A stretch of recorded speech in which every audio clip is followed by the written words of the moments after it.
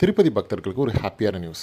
வர 19ஆம் தேதி காலையில் 10 மணிக்கு நம்ம திருமலா திருப்பதி தேவஸ்தானம் அவங்களோட வெப்சைட்டில் எலக்ட்ரானிக் சேவா டிப் ரெஜிஸ்ட்ரேஷன் புக்கிங்கை ஓப்பன் பண்ணுறாங்க. நீங்கள் சாமியை கிட்ட போய் பார்க்கணுன்னு நினச்சிங்கன்னா இந்த ரிஜிஸ்ட்ரேஷனை பண்ணுங்கள்.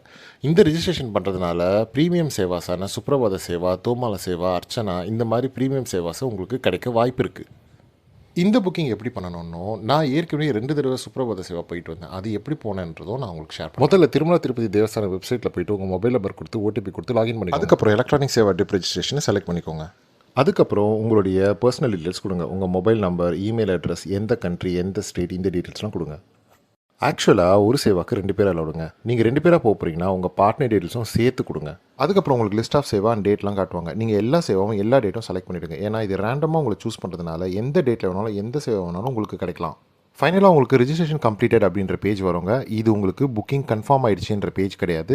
நீங்கள் அப்ளிகேஷன் பண்ணியிருக்கீங்க. இனிமேல் உங்களை சூஸ் பண்ணுவாங்களா மாட்டாங்களான்றது 2 நாள் கழிச்சு நீங்கள் பண்ண ரிஜிஸ்ட்ரேஷன் செலக்ட் ஆயிடுச்சு அப்படின்னா இந்த மாதிரி ஒரு பேஜ் உங்களுக்கு வெப்சைட்டில் வரும். உங்களுக்கு எஸ்எம்எஸ் ஆகும் நோட்டிஃபிகேஷன் கொடுத்துருவாங்க. அதுக்கப்புறம் நீங்கள் எந்த சேவா செலக்ட் ஆகிருக்கீங்க, எந்த டேட் செலக்ட் ஆகிருக்கீங்க டீட்டெயில்ஸ் எல்லாம் வெப்சைட்டில் போய் பார்த்துக்கோங்க. பேமெண்ட்டும் பண்ணிவிடுங்க. அப்போ தான் உங்களுக்கு புக்கிங் கன்ஃபார்ம் ஆகும். இன்ஃபர்மேஷன் உங்களுக்கு யூஸ்ஃபுல்லாக இருந்துச்சுன்னா ஒரு லைக்கை தட்டி விட்டுருங்க. உங்கள் ஃப்ரெண்ட்ஸ் அண்ட் ஃபேமிலிஸ்க்கு இந்த வீடியோ ஷேர் பண்ணி விட்ருங்க. அப்போ தான் அவங்களும் புக் பண்ணி அவங்களுக்கும் இந்த பெருமாள் சேவை கிடைக்கட்டும். நீங்கள் யாருன்னா இந்த மாதிரி ஒரு சேவாக்கு போயிட்டு வந்தீங்கன்னா உங்கள் எக்ஸ்பீரியன்ஸ் என்னன்றதை கமெண்ட்ஸில் சொல்லுங்கள்.